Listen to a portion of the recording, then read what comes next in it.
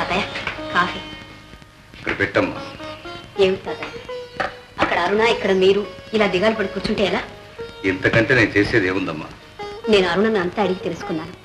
ఆ అబ్బాయి photo address కూడా ఇచ్చింది. దాని అదృష్టం ఎలా ఉందో మనం మాత్రం ఎందుకు కాదనాలి? ఇంతకు నువ్వు అనేదేంటమ్మా? ఏం లేదు తాతయ్య, మనం వెళ్ళి ఒకసారి చూద్దాం. మీకు నచ్చి మంచి సంబంధం అనుకుంటేనే చేద్దాం, లేకుంటే అది మాత్రం కాదంటుందా? ఏం తాతయ్య? సరేనమ్మా, నీ ఇష్టం.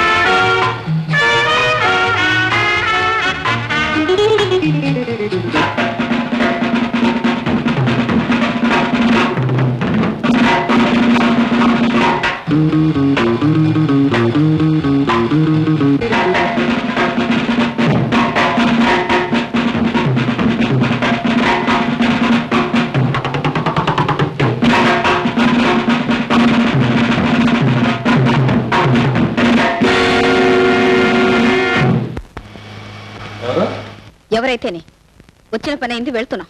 రండి తాతయ్య. ఉండమ్మా, అప్పుడే ఏమైపోయింది? నీ పేరు భాస్కరేనా? అవును. ఈ ఫోటో నీదేనా? అవును. సరే, జరిగిందేదో జరిగిపోయింది. ఇక మా ఇంటి ఛాయలు కూడా రావద్దు. మీ ఇల్లా? అదే, అర్ధరాత్రి వేళ వచ్చి ఒక అమ్మాయిని కలుసుకుంటావే. ఓ, అరుణ సంగత మీరు చెప్పేది? ఇంతకు మీరెవరు? నేను దాని తాతయ్యను.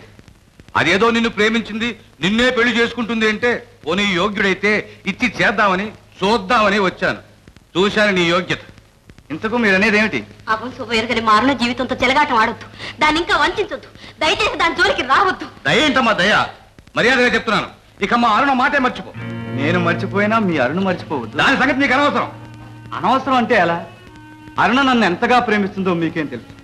నా కోసం అల్లాడిపోతుంది, తన ప్రాణాలైనా ఇస్తుంది. కావాలంటే చూడండి, తెల్లవారేసరికి మీ అరుణని ఇక్కడికి రప్పిస్తాను. నోర్మయ్య, నా మనోరాల్ని ఈ సారికొంపకి రప్పిస్తావరా? ఈ భూష అంటే ఎవరనుకున్నావరా? మర్యాదగా చెప్తున్నాను, మళ్ళీ మా అరుణని కలుసుకోవడానికి ప్రయత్నించినా, మా ఇంటి ఛాయలు కనిపించినా ఏం చేస్తావు? నీ ప్రాణాలు తీస్తాను. ఎందుకండి అంత ఆవేశం? ఆడపిల్లను అదుపులో పెట్టుకోలేని వాళ్ళకు అంత రోషం ఉండకూడదు. ఏమిటా కూర్చావు? నాకు ఆవేశమా? నాకు రోషం ఉండకూడదు. అదే ప్రాణాలు చూపిస్తాను. నా రోషం ఏంటో, నా ఆవేశం ఏంటో. ప్రాణాల మీద ఆశ ఉంటే రావద్దు.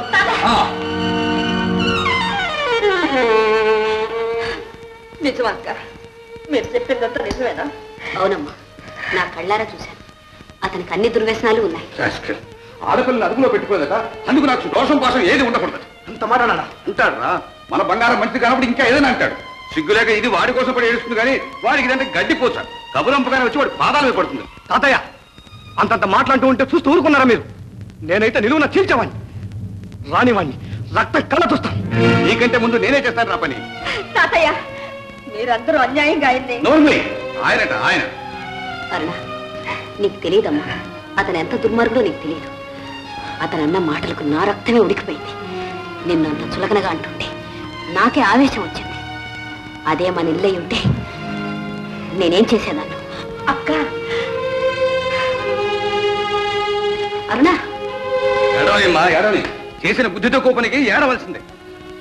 అది కాదు, నేను ఇద్దరు మనవరాలు ఉంటే ఇద్దరు తలరాత ఇలా ఏడవాలా? రే ఏదయ్యా, ఈ ఫోటో తీసుకెళ్ళి పోయో పడే. మళ్ళీ దీని బూడి కూడా ఇంట్లో ఉండడానికి లేదు. పో.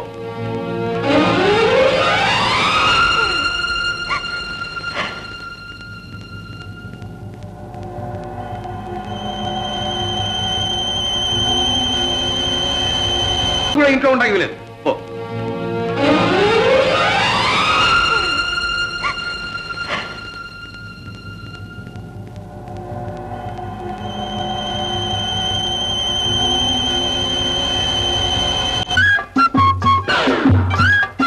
ఏమిటి లింగం గారు, పొద్దునే గేదె దగ్గర తీసుకెళ్తున్నారు?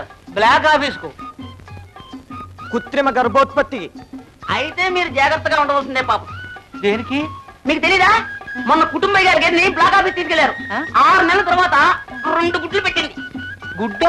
అవును, పొరపాటుని కోడి పెట్టలకి ఇవ్వాల్సిన ఇంజక్షన్ గేదెకి ఇచ్చేశారు, 2 గుడ్లు పెట్టింది. అలాగే పొరపాటుని ఏనుగు ఇంజక్షన్ మీ గేదెకి ఇచ్చాడే అనుకోండి, అంతే సంగతులు. అయితే వద్దయా మిస్టర్ లింగం, మీరేం భయపడకండి, నేనున్నానుగా. అవును మరిచాను, వీరుండగా మళ్ళీ బ్లాక్ ఆఫీస్ దాకా ఎందుకండి? అవునండి. వద్దు వద్దు వద్దు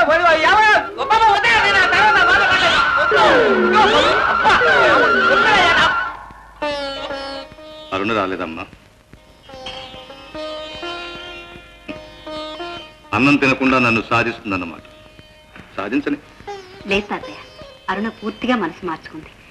ఇక అతన్ని మర్చిపోతుంది. నిజంగానా? అవును తాతయ్య, అదిగో. రామ్మా రా.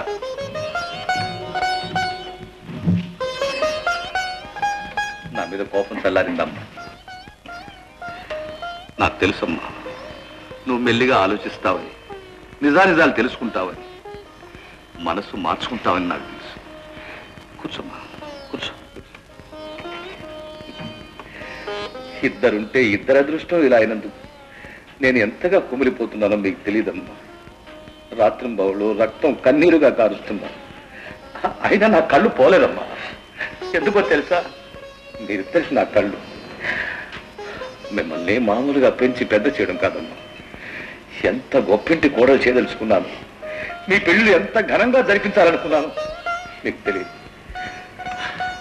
చేస్తాను, తప్పకుండా చేస్తాను. అమ్మా, మీరిద్దరు కూడా జరిగిందంతా ఒక పీడకలగా మర్చిపోండి. అన్నా, తినమ్మా. ఎప్పుడో చిన్నప్పుడు తినిపించాను తల్లి.